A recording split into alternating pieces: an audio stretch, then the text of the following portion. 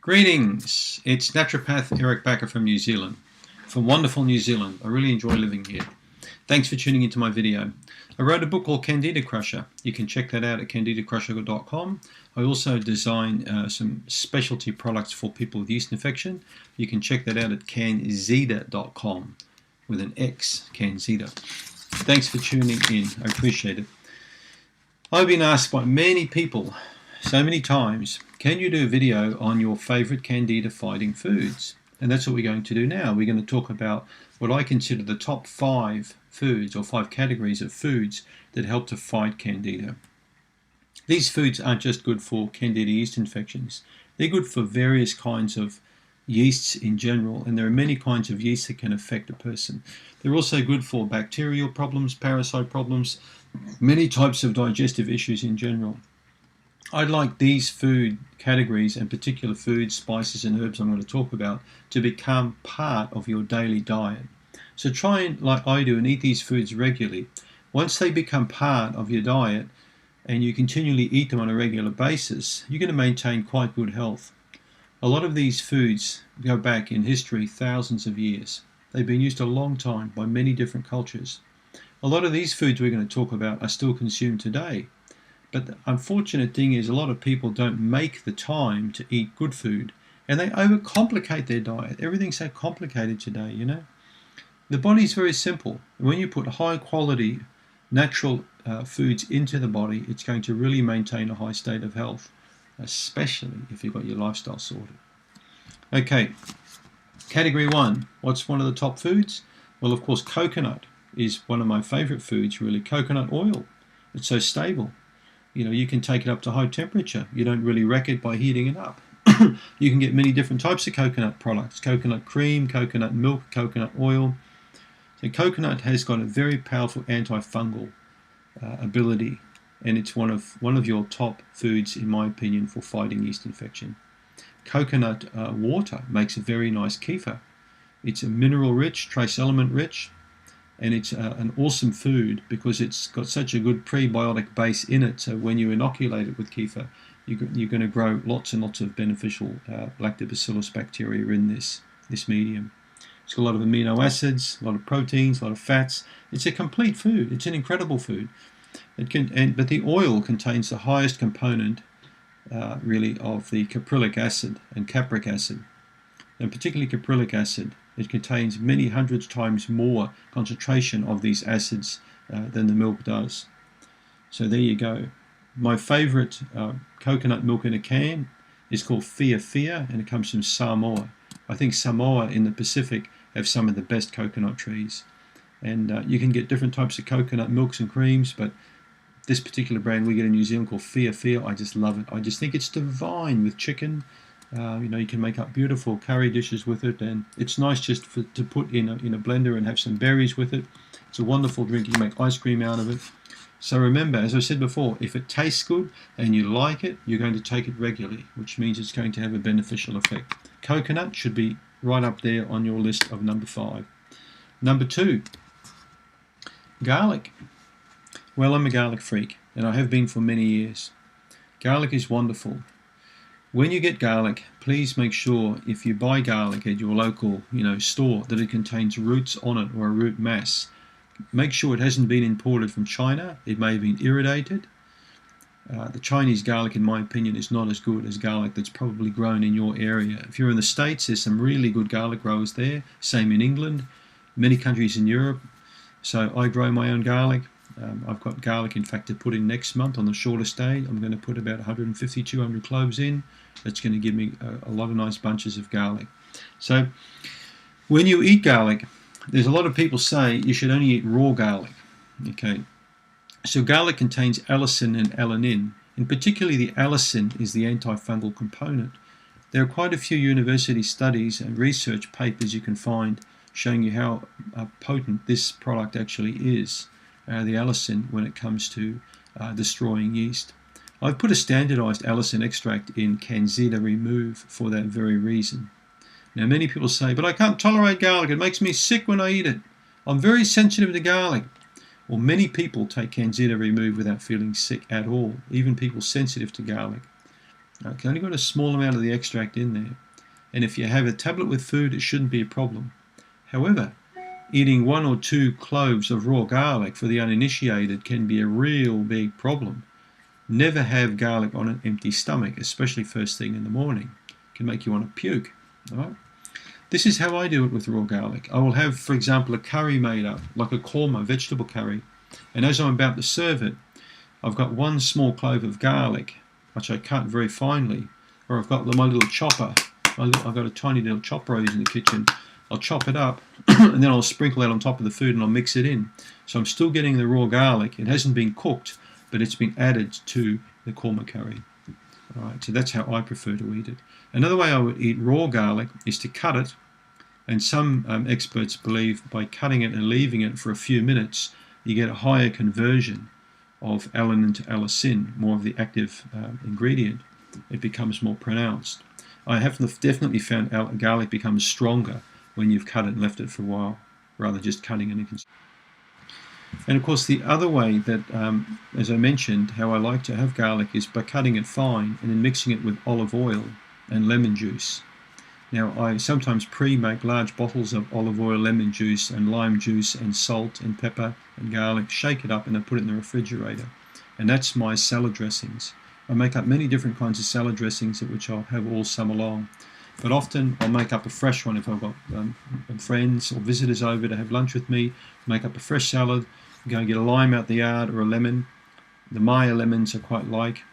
Cut them in half, juice them, small clove of garlic, mince it fine, put it with the lemon and a bit of extra virgin olive oil. Put a little bit of Celtic salt on that and grind a little bit of pepper, mix it up. Nice way to have garlic, very nice way. Throw that on your salad. Also goes well on steamed broccoli or vegetables. It's very tasty on beans. Many ways you can have that little blend I was just talking to you about. So there's many ways you can have raw garlic in your diet.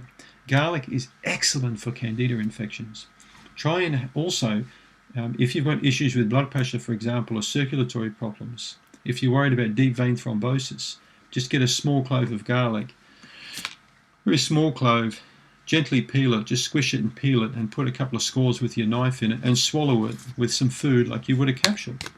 Very powerful way to improve your circulation and to stop a lot of cholesterol build up and to reduce your chances of stroke and heart attack.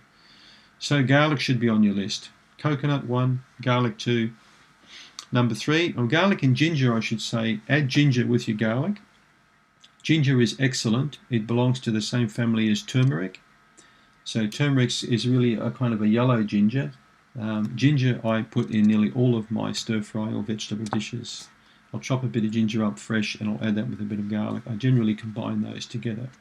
A bit like you always have chocolate ice cream with chocolate sauce on top. Okay, not that I eat ice cream a lot, but if you're going to have something like that, you know how one goes with the other? You have chips, you put salt on it. Okay, you have a burger, you have fries with it. Okay, sometimes things go together, combo. So, and I find ginger and garlic is a really nice combination. So ginger and garlic, number 2. Number 3, brassicas, would you believe it? Broccoli, cauliflower, rutabagas, all those sorts of things. Arugula, Chinese vegetables, bok choy, wombok, all those kinds of vegetables. They're bitter, they're sour, they're very high in fiber, and they're also they contain a lot of prebiotic substance in them which really help the beneficial bacteria. Now, interesting tip I'll give you with brassicas: the longer you cook them, the stronger they smell. So with broccoli, if I cut it out of the yard, I grow a lot of broccoli in the garden. If I cut it, I never wash my vegetables because I grow most of my own. So, but if you buy store-bought stuff, you'll probably want to soak it, get any potential sprays or bugs or things off it. If you're going to steam it, I find broccoli best steamed, for example, or a brassica, by wetting it really well, shaking as much water off it as you can, and then cutting it. I've got a huge big stainless steel pot, and the water has to be really boiling really well, and I've got, between my steamer and my pot, I've probably got about that much space between the water, and the base of my steamer, so the steam gets in there.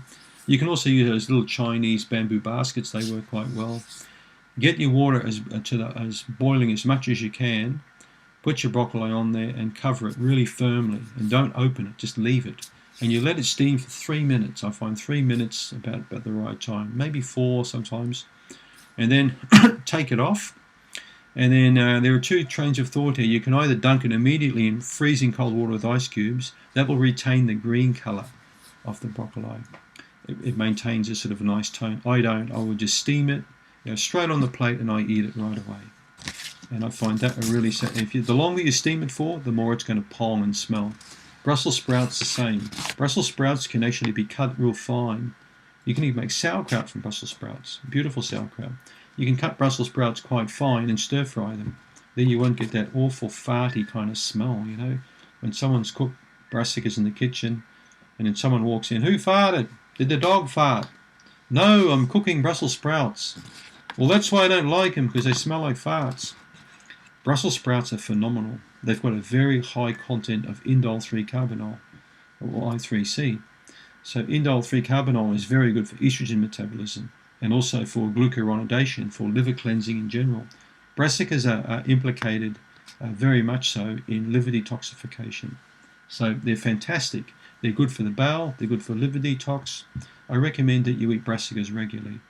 But brassicas are bad for the thyroid. If I eat them, my thyroid will clap out and I'll end up 6 foot wide and 400 pound and I'll go hyperthyroid. That's not true. It's fallacy that brassicas create a thyroid problem. Raw kale creates the thyroid problem, not brassicas in general. Don't eat raw kale. Always steam kale or cook it. In Holland, when I grew up when I was young, kale was never consumed raw. It was always boiled or steamed, added to food.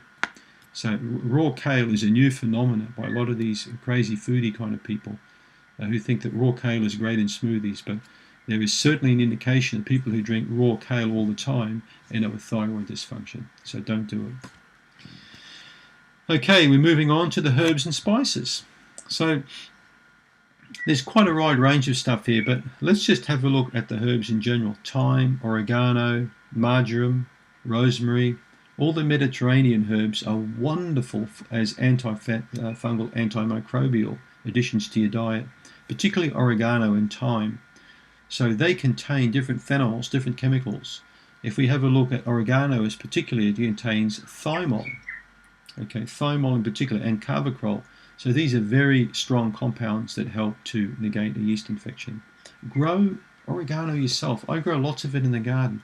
Now it belongs to the mint family, so it's very invasive. So be careful where you grow it. Don't just put it amongst all your flowers and plants, because it will take over like mint and then you'll end up being quite annoyed.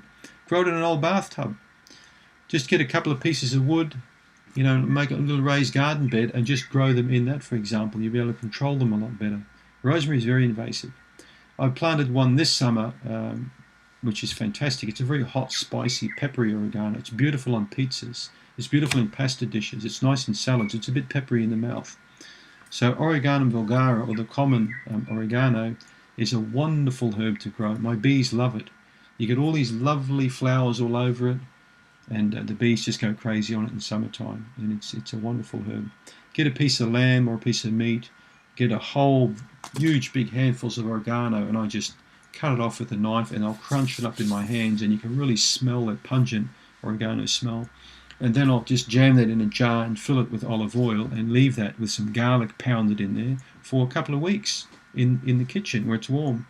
And that oil I rub into meat with salt and put the oil in. It's a beautiful tasting marinade to do. Put a splash of wine or some alcohol with it. It will draw right into the meat and give the meat a very tasty Mediterranean sort of flavour. Add rosemary to it, even better. Nice in salad dressings. You can steam oregano up and actually add it to foods as well. A lot of people don't know that. But yeah, thyme, oregano, marjoram is a little bit more of a delicate, sensitive kind of a herb. Belongs to the same family. I use marjoram a lot along with tarragon in egg dishes, quiches and egg dishes, and spinach and egg is beautiful with marjoram, for example. Oregano I find marries up more with meat. Chili.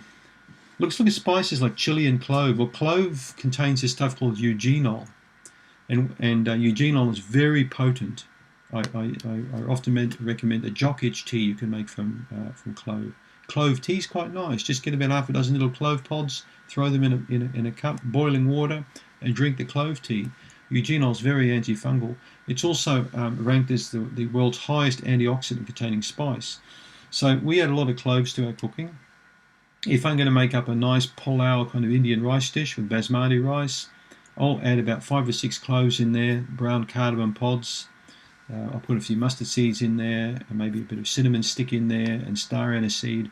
Toss it all up in the dry rice, add water, and then put some vegetables in there like diced carrots or peas or whatever you want to throw in, and then just steam that dish.